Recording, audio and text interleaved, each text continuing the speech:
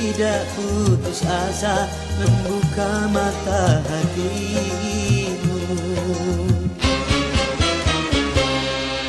Ku coba menguatkan tabir penghalang cintamu dan cintaku. Ku tahu kau terjerat dan terbenam dalam kepalsuan. Ku tak dapat lagi membedakan siapa dan yang mana.